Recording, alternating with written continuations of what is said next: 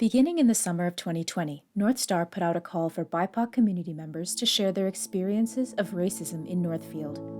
The following are the 6 accounts we've received since then.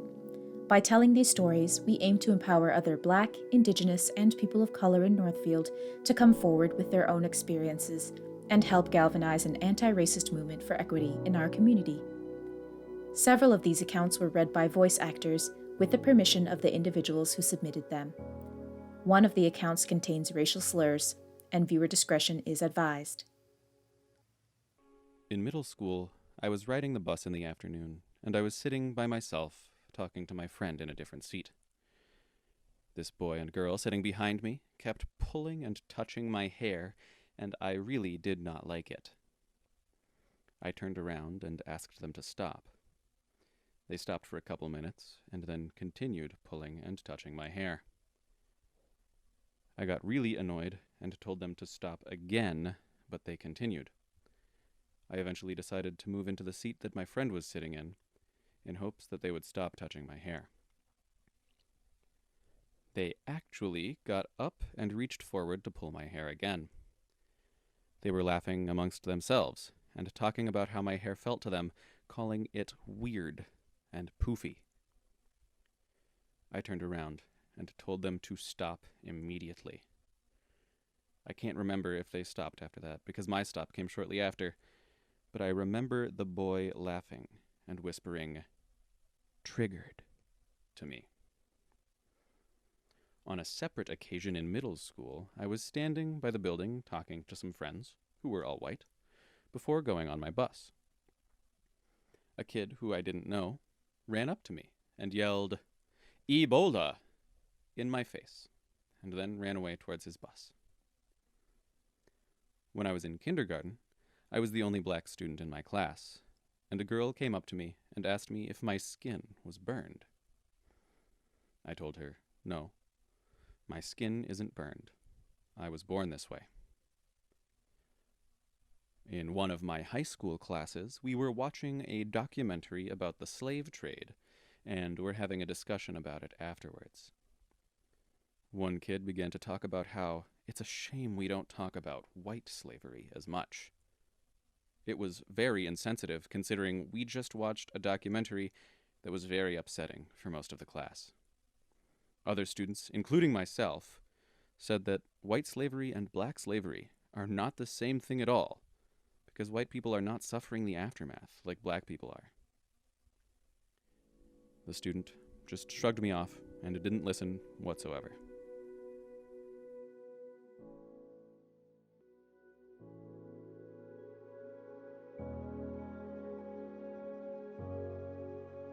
Growing up, I was barely aware that I was one of the few people of color amongst my peers.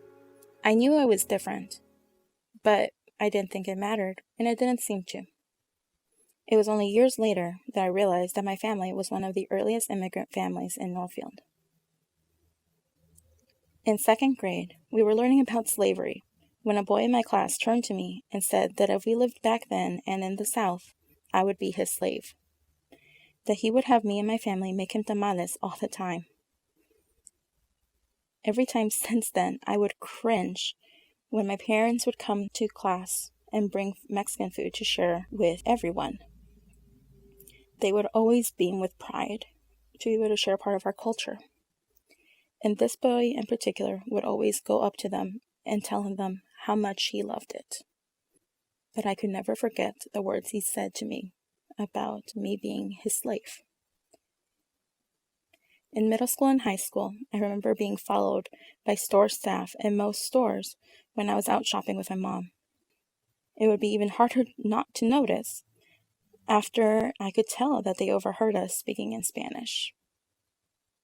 This happened in Burnsville at the mall, when we were at the Mall of America, and stores here in town. Throughout my entire time in the Northfield public school system, I constantly felt that I had to assimilate to my white classmates, that I had to keep up with them in terms of my academic and economic status. This led to my parents taking on credit card debt, so I didn't feel that I was lacking in anything. But I still felt less than in my abilities and blamed it on being brown and a child of immigrants. I honestly thought I was unintelligent and an imposter.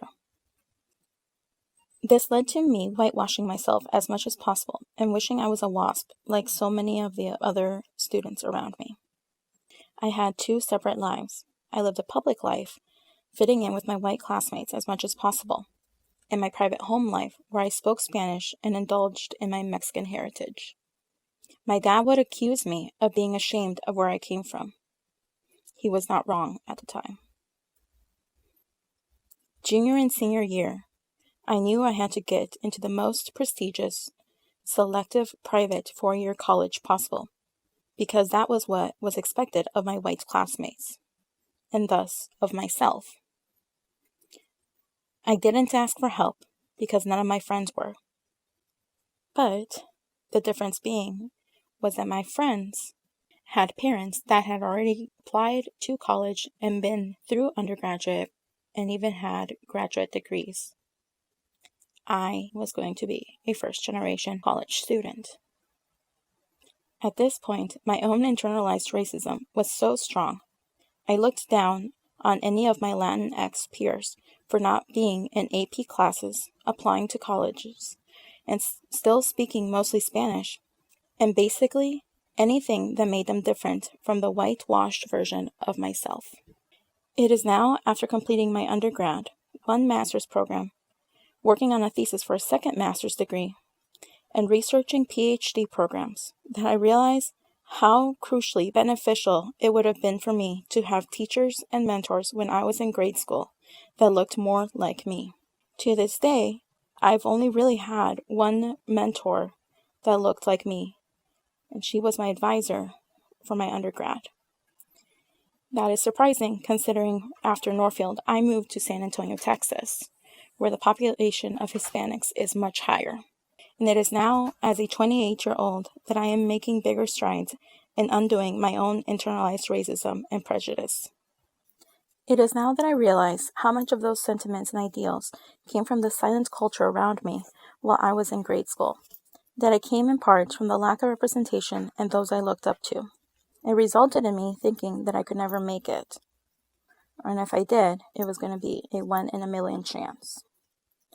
That it also came in part from having very few Black, Indigenous people of color as my friends, and that I still feel more comfortable when I'm in a mostly white group. I don't want any other students that go through the Northfield school system to feel like me, and then have years of work ahead to undo so much that they have learned. I want them to feel like they can be themselves and celebrate their home cultures without shame.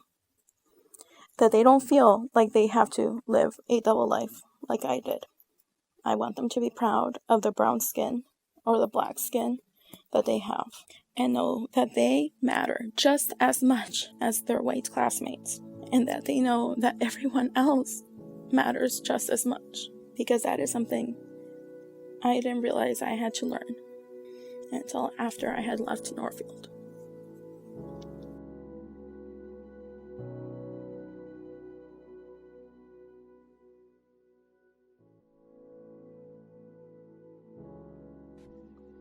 Northfield felt safe at the time, but now at 26 years old, I can look back and say there are so many things wrong.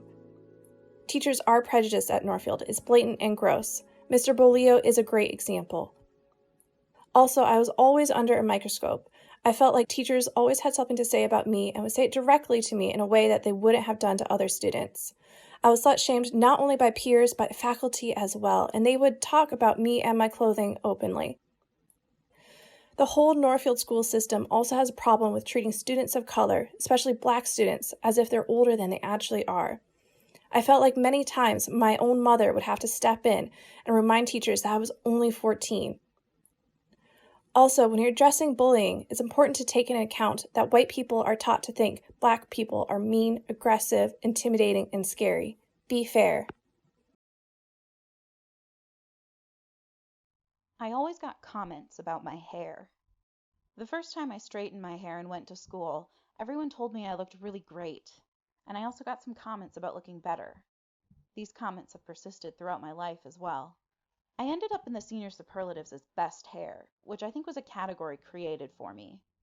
It annoyed me because it seemed like a purposeful singling out. whether or not it was meant to be positive. I was also annoyed because it meant I didn't make the cut for any other academic superlatives. There were plenty of other people with curly hair or interesting hair, but mine was the most fascinating. I am not my hair, and I am not defined by my hair.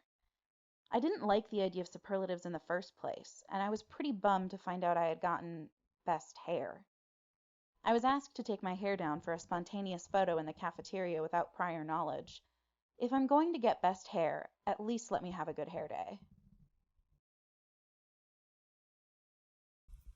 I was called out to the principal's office for wearing a bandana, while other classmates, white and non-white, were not talked to about removing them until after I had mentioned it. But even then, the teachers just talked to them. They weren't sent to the office. I was working on a project for Science Day and volunteering with another classmate of mine who was also a student of color when my teacher inappropriately touched me.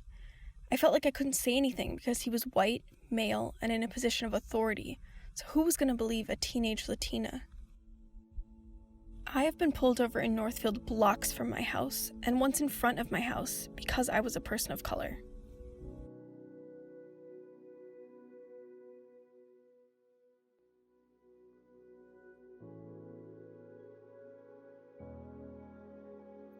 Particularly in 8th grade at the Northfield Middle School, I dealt with racism from students and faculty. In 8th grade, there was a student who would call me Sand N-word. I never knew how to react or deal with the situation. At first I laughed it off, then I took the punches and carried on. It still hurt, especially when my other friends heard it and laughed along. It all started with another student or two making jokes about Middle Easterners, exclaiming the word terrorist. I soon became one of many running jokes.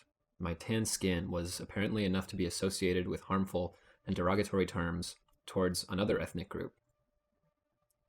I wasn't the only Latino student then, but the one most white students recognized simply by my name. I wasn't white enough for them.